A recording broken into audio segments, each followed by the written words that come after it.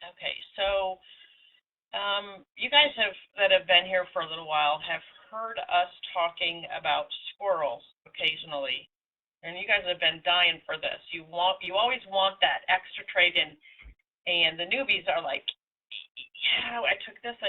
Well, that's why we're not going to put it up as official training right now, because we don't want newbies to learn this one and think any bar you can take. We want them to stick with the rules and learn it in the right order. So that's why it's sticking with just this room, and it'll be posted on that list that Ron has. And so you can go back and watch it and learn more about it. But yeah, we've had a little group together working on these squirrels, and then some people just took it and ran with it and saw some more really good things. So it was like, yeah, we're kind of ready to give you guys an extra setup. Way back when I first started seeing these, I was like, I talked to Ron one day. We were talking on the phone, and I was like, you know what? I see these all the time, and they're so awesome when they're not on a reversal bar, and they work really well, these setups.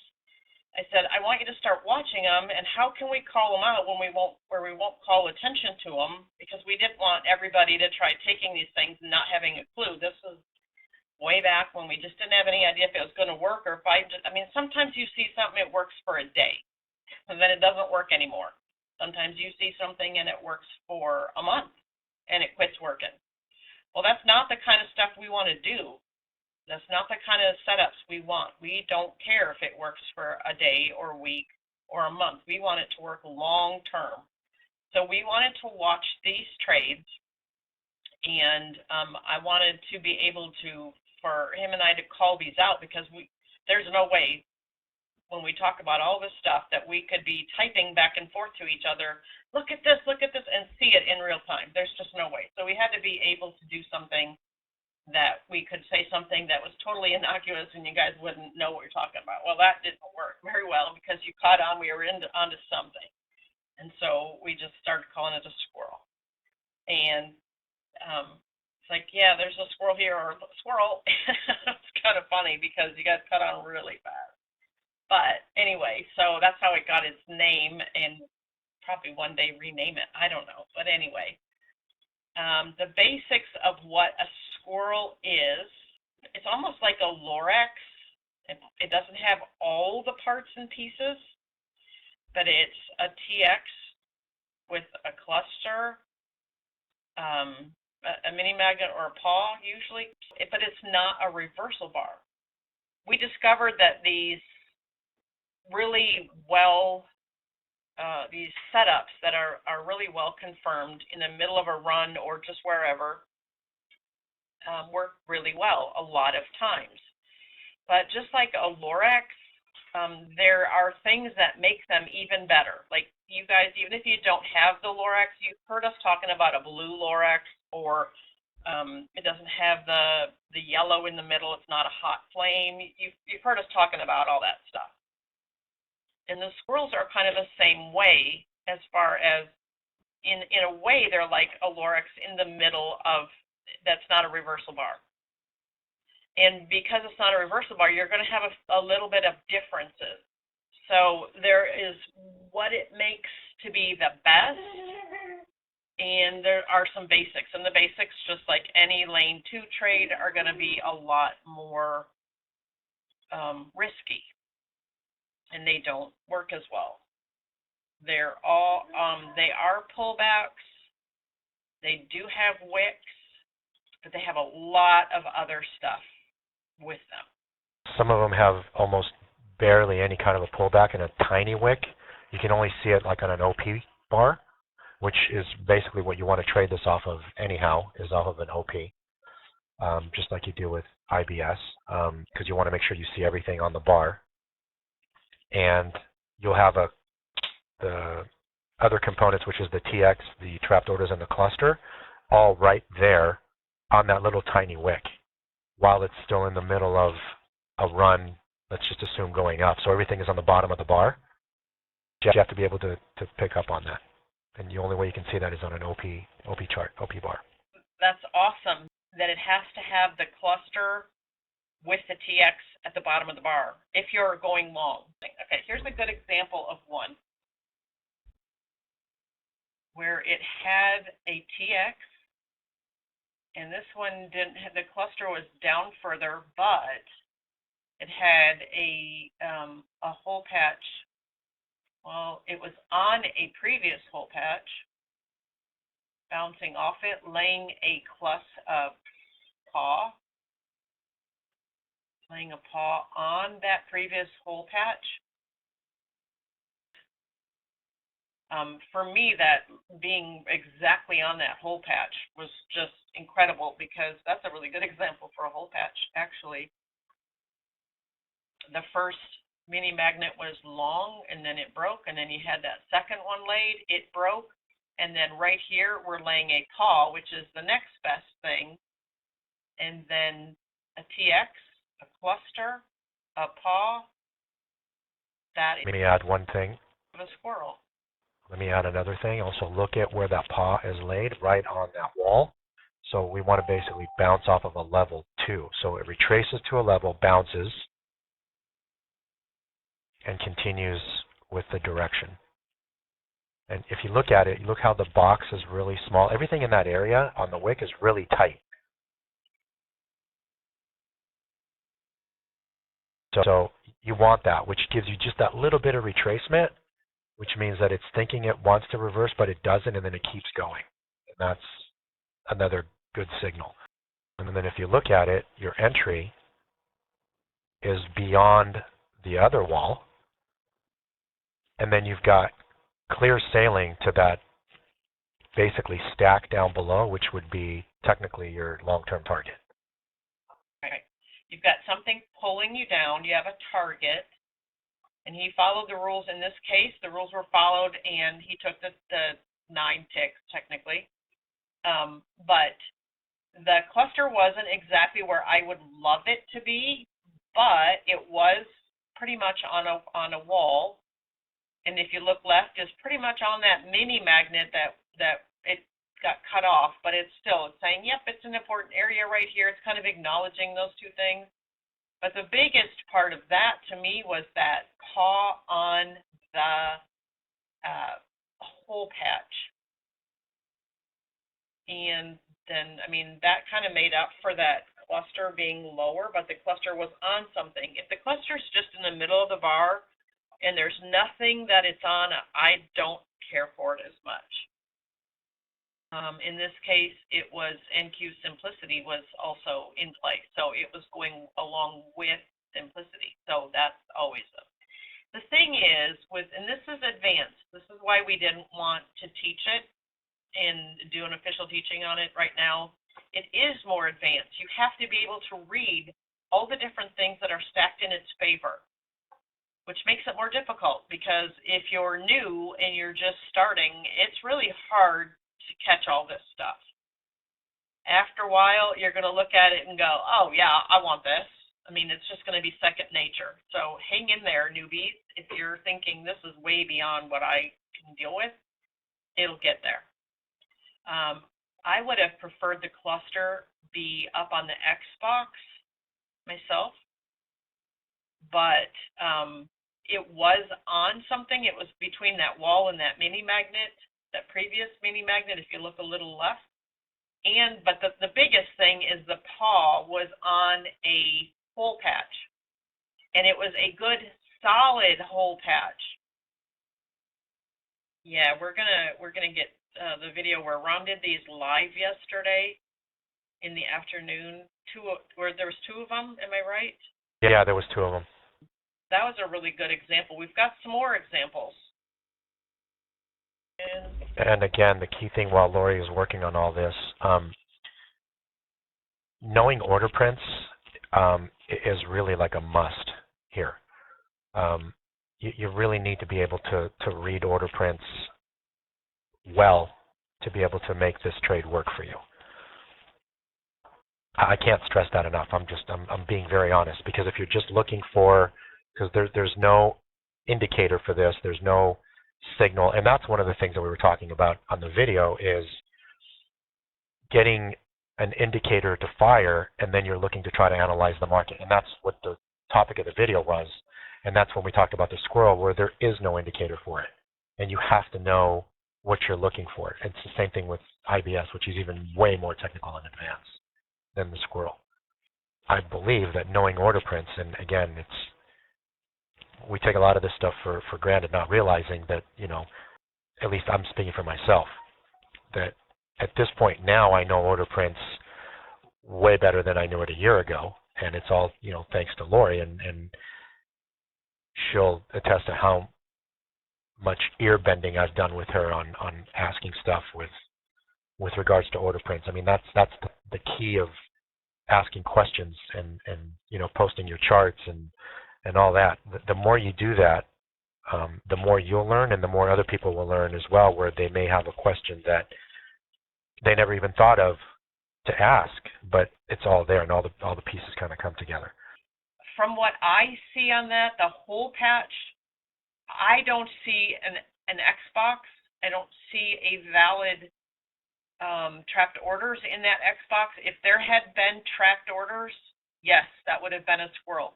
I don't see it on there, and I don't have it blown up really big, so maybe it is. Maybe it's there and I just can't see it, but unless it has to have a TX. I've got it zoomed in pretty deep, and it looks like it might have tracked orders. Okay, let's put it this way. If it has tracked orders and it's a whole patch, absolutely, I love those. Great squirrel. Yeah, then it's a great squirrel. So, yeah. And again, same scenario where the entry is below the wall and you have clear sailing to the stack. It does look like there's trapped orders behind that bar. But yeah, so that would have been a squirrel, yes, because it had trapped orders. It had the cluster on the wall. I would have preferred it be up in the Xbox, but it was on a wall. So, okay, it's something. The big takeaway there is it was a wonderful whole patch, because the first mini magnet was long, and yeah, we're going to have to go over a whole patch maybe tomorrow. Okay, it was, let's see, the wall was that blue, little skinny blue dash line. It also was at a deviation in that magenta color, also at blue ice. So we've got a lot of things that it's bouncing off from. It's not really bouncing, but it did go down and retrace, laid a paw, laid a TX, had a cluster in that area of all that stuff going on, and yes, go. That was a squirrel. Love it. It also, I like how he mentions in that screenshot, it has a clear target. You see all that stuff below? You had an orange dynamic magnet, you had a wall, you had a mini magnet, all right there. Almost, they were all touching. And then just above it, you had the mini magnet, and then you had another, is that a dynamic magnet? That orange one, it looks like a paw with a dynamic magnet, maybe. It's why I can't tell what it is. But you'll notice, as we're looking at that one, the dynamic magnet and the mini magnet are a few ticks away from the the dynamic magnet and the paw that are on top of each other are a few ticks away from the mini magnet right underneath it. Then underneath that, you've got a stack. They all touch. It's a stack.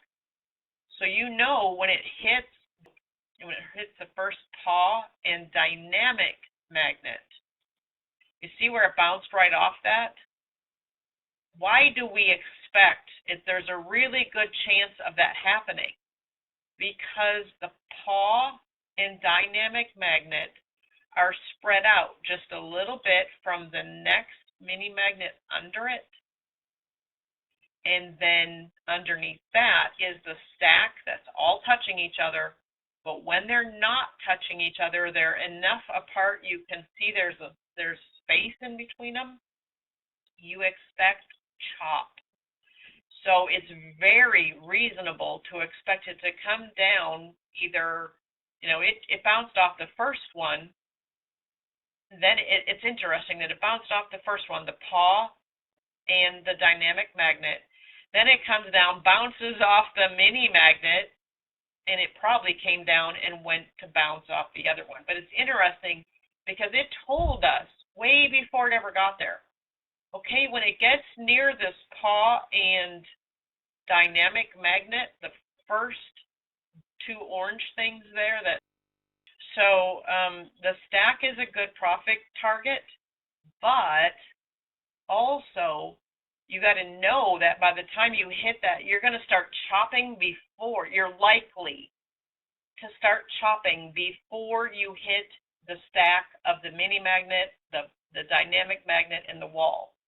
That is your stack there because they're all touching. The first dynamic magnet that it hits, it actually bounces off it. First dynamic magnet with a paw. It's not considered a stack because it's only two things. But look how it bounced off it. You know that it's going to chop. You know that the chances of it chopping before it hits the stack are great because the paw, the mini magnet, they're spread out just a little bit. They're close, but they're spread out a little bit. So chances are it's going to be drawn to the actual stack. But for me personally, I don't have to get those few extra ticks. I am going to make sure that it goes, I'm going to grab that profit right at that first bounce. Because you had that mini magnet or the paw and dynamic magnet, and then the mini magnet underneath, they're spread out. They aren't all touching.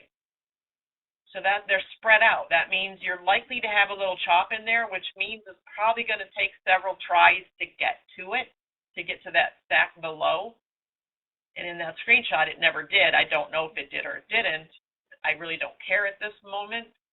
What we know in advance is that it's highly likely to chop when it gets right there.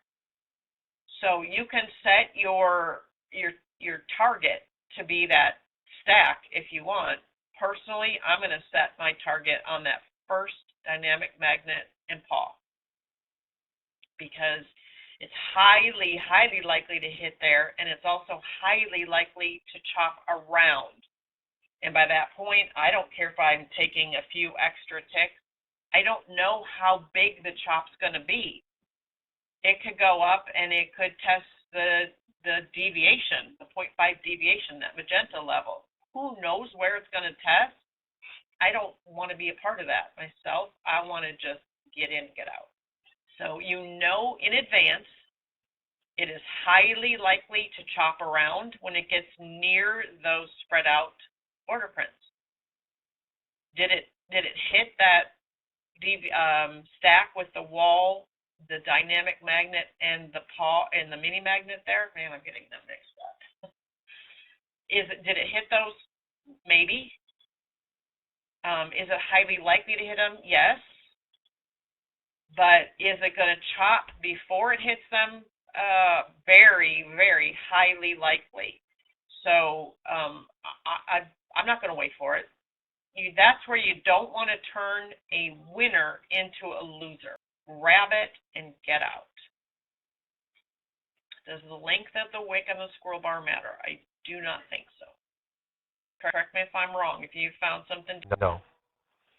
I actually found, believe it or not, the shorter it is and the more stacked, that tinier that reversal is, and if everything is really compact there, that's like perfect. Ah, cool. So the shorter the wick, the better. So the length of the wick kind of does matter, but we want it. Well, it depends. It depends, right? This is where it gets the advanced stuff, because if it retraces and you're trying to retrace to a level or a hole patch or something, then you obviously want the maximum extension to get away from it and then just continue going. But there's so many other factors. Again, I don't even want to throw tick strike in there, but there's so many other things that help you along, because sometimes it happens really fast. Oh, I love this. I mean, how many months ago did I start seeing these things? A long time ago, and I was taking them forever ago, but I took them on an advanced read, and it definitely was a group endeavor to see what works the best. I've studied order prints a little bit. I do okay on my reads, so yeah, that's okay. But to figure out what works, easily, that people can replicate easily, that's what we're after. Well, you and I were talking about this last year. That's when we started. Now, I believe it, because I was taking them way before that. I mean, it was like, I love these things. But I couldn't explain, there again, when I first started taking them, I couldn't explain what I liked, because you see these all over, and you don't want to just take them when you see them. I mean, that's where you get into trouble. You see them all over the place, and if you just take every one you see, you're going to get into trouble. You definitely don't want to do that. You have to put the extra confirmations in, and that's where I was like, you know, it would be good. I don't know what I like about these things and what I don't. I can't always see what it is that I am reading. And so I was like, hey, you got to see these things. These are awesome. Love them. Tell me what you see that you like. And so we've been working on this for quite a long time. And you look at this, and that was, well, it's been at least a year.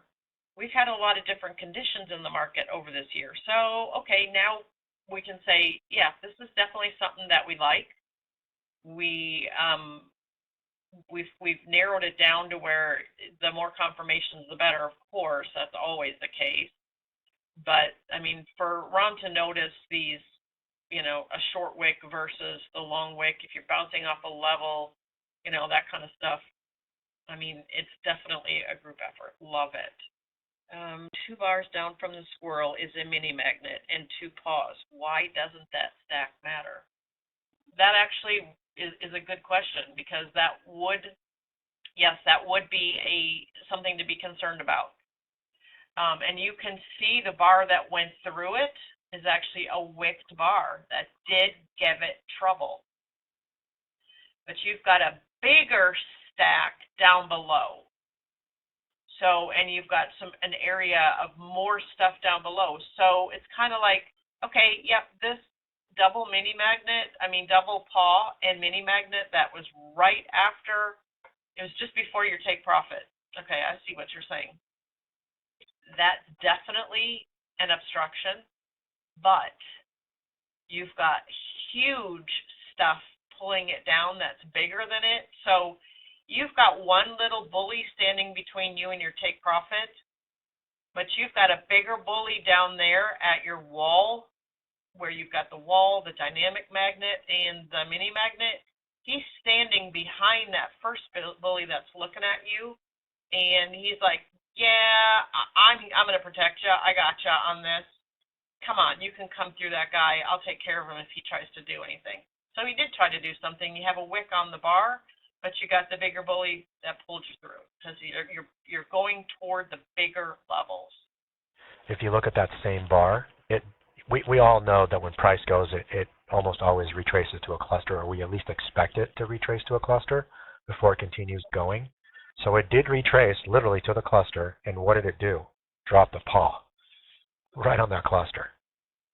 So again, obviously this is all after the fact, but you know, seeing this live would, you know, even though you're taking some heat in the trade, that's enough to kind of give you assurance that at least that area is protected.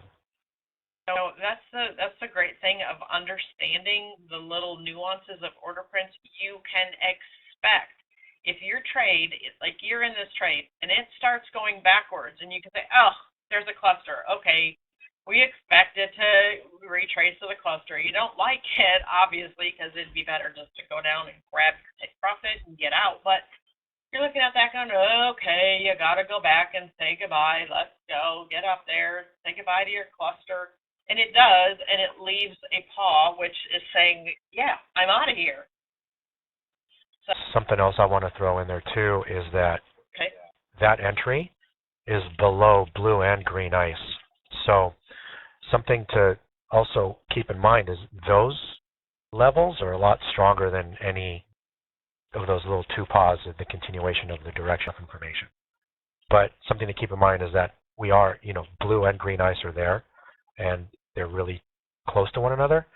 So had that setup occurred any higher up in the chart, then I probably wouldn't have taken it. But since it's below both blue and green ice, then, and we're continuing to go away from blue ice to the short side, then That gives me more confidence. Again, I just want to remind everybody, if you're brand new, don't even think about these yet. This is for once you've got sniper down. And I just don't want to confuse anybody to think that they're swimming in information right now and feeling confused. I apologize. This is advanced. And if you're just learning sniper, just think of it as you've got this to look forward to when you've got the rest of them down. And yeah, what Greg said is so true. A lot of this revolves around the teaching and thrive and just learning how to read all the nuances of your charts. And someone asked about the stop and the target. It's just like sniper, only it's not a reversal bar, but it is the same thing. Your stop goes above that setup bar. Your entry is at the close. Your take profit's the same. You could try to go to a target if you've got a strong target coming up. You know, it's not intended for a huge target like simplicity, not that. But you know, generally speaking, you would go for either same. It's everything the same as sniper. It's just a very well confirmed extra setup. So if anybody's really confused, I am so sorry. That's not what we wanted, but we wanted to give people who are a little bit more advanced another setup, because we can talk about them. Now we'll be able to talk about them more live, which is going to help even more.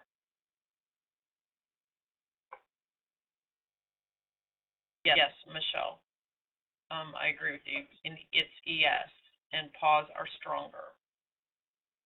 So when the third bar laid the paw, it would give you more of an assurance you're going down more. But yeah, that would be, I mean, you had a couple paws down below that in that stack that you were going to. So it's kind of similar to a TBS, but it's not. I mean, it's more like a Lorex than anything, because a Lorex needs a lot of confirmations, and these do too. You don't want to just take one in the middle of the bar because it has a TX. Yep, no, that's not a squirrel. A squirrel is well confirmed. It's got a lot of things going in its favor. Okay, so can we go to the next screenshot here?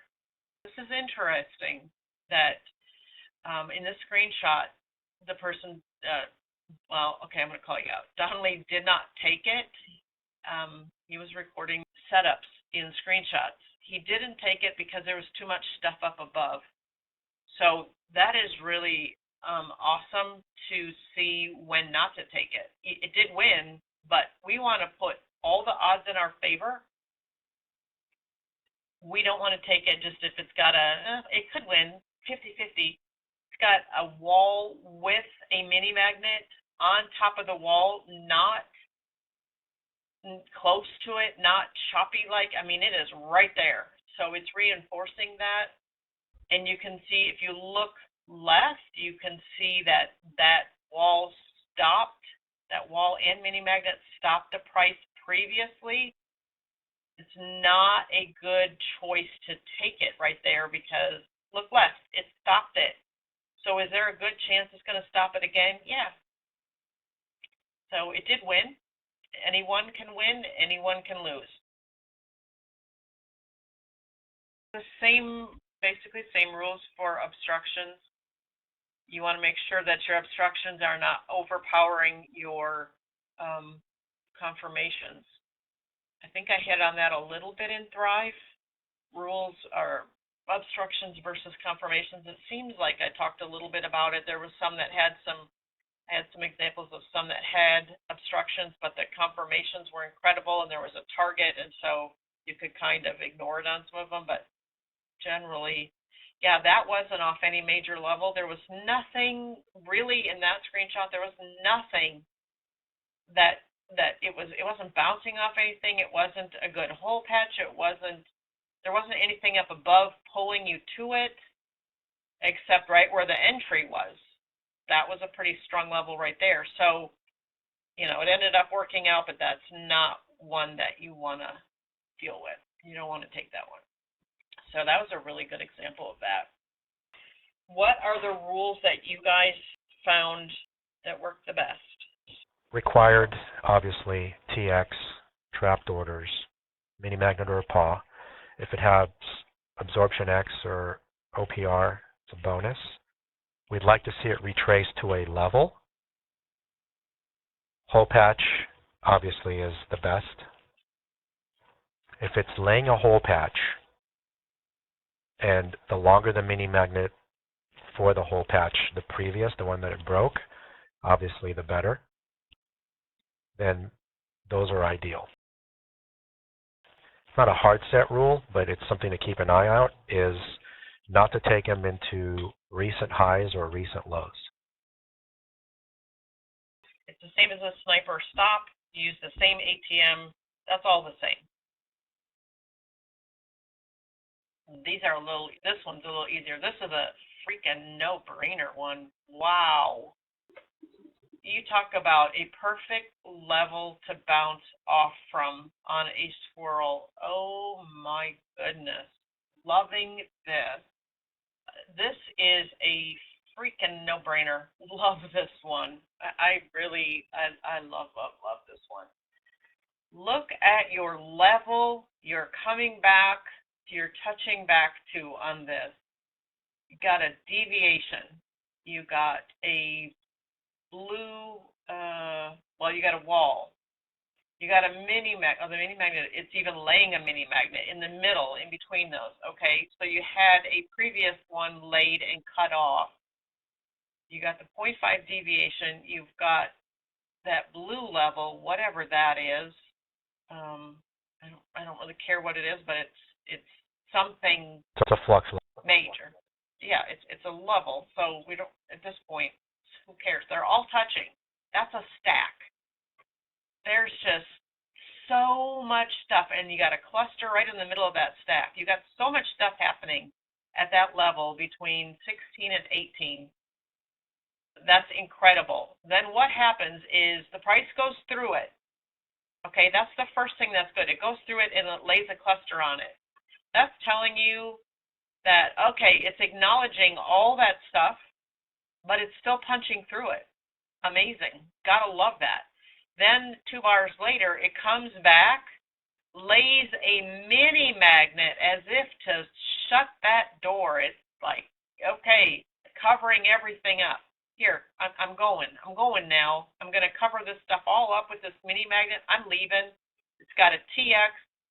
It's got a cluster that's a little bit higher. If you look left, there's a mini magnet and a ZOI there. It's pretty much at that level, maybe just above it. But up we're going. And where... Let me add something real quick. Look 5 bars left where the mini magnet got broken on the way down. What did it do when it broke the mini magnet on the way down? Love it. Dropped the cluster on the way down. And then when it came back up and punched through it, it dropped another cluster. And then on our setup bar, it did the retracement, dropped a mini magnet. So you can see that first cluster. Good point.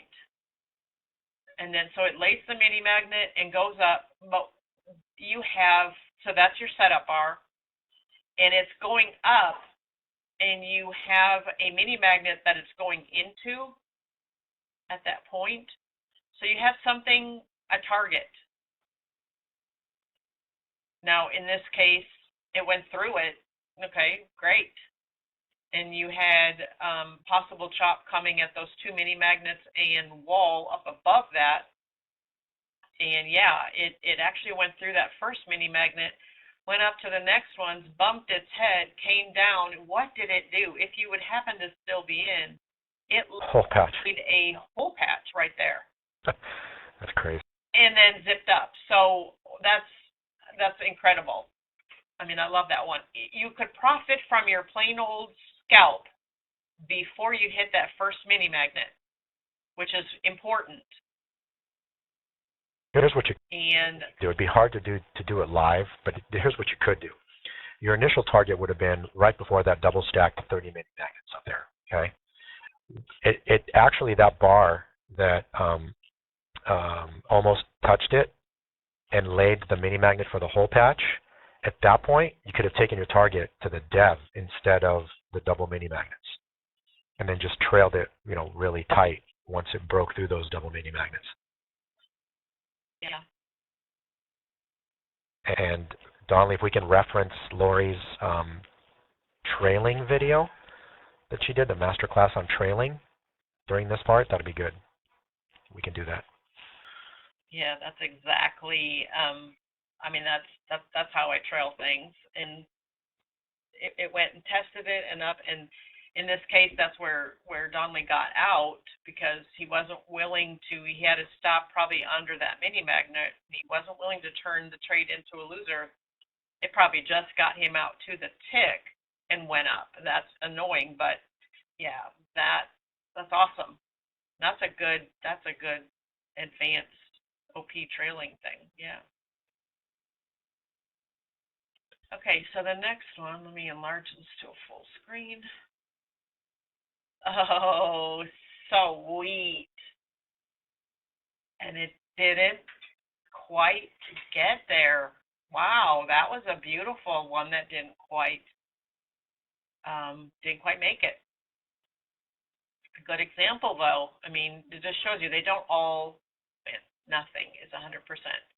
Okay, you see on this one, it's a hole patch. It's a hole patch. It's the second hole patch in that series.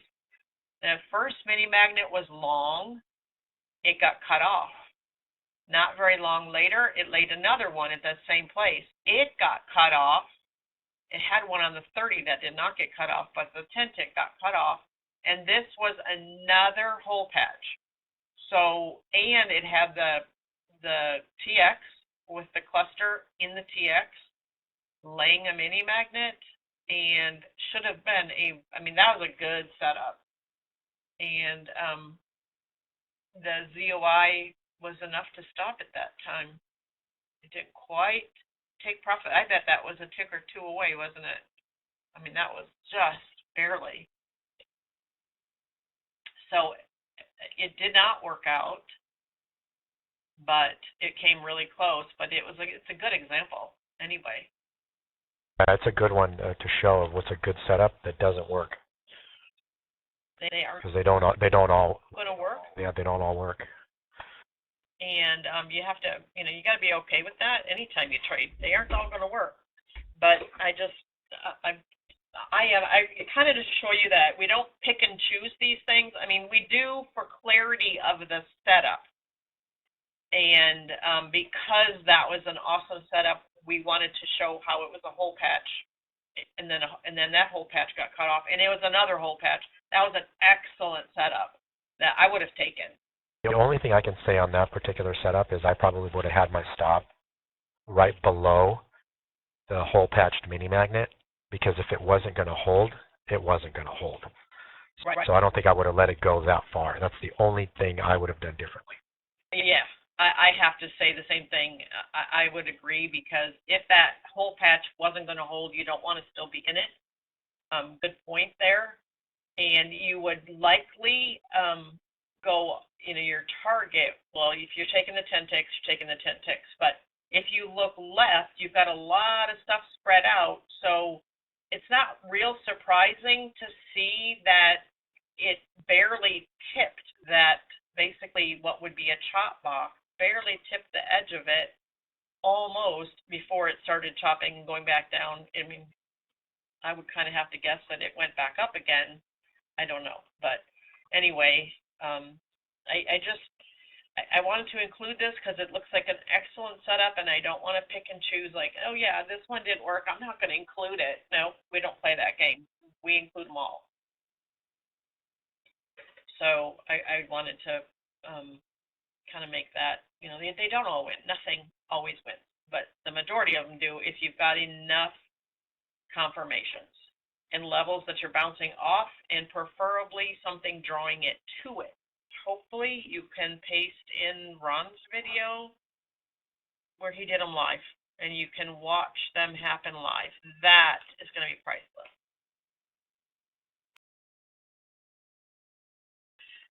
So that's basically, when you've heard us call squirrels, that's what we were calling out, is this kind of thing, so we could get it honed down enough that we could teach it and it's reproducible, because we don't ever want to lead you through a forest that you're going to have trees falling on you a lot, and that's not good.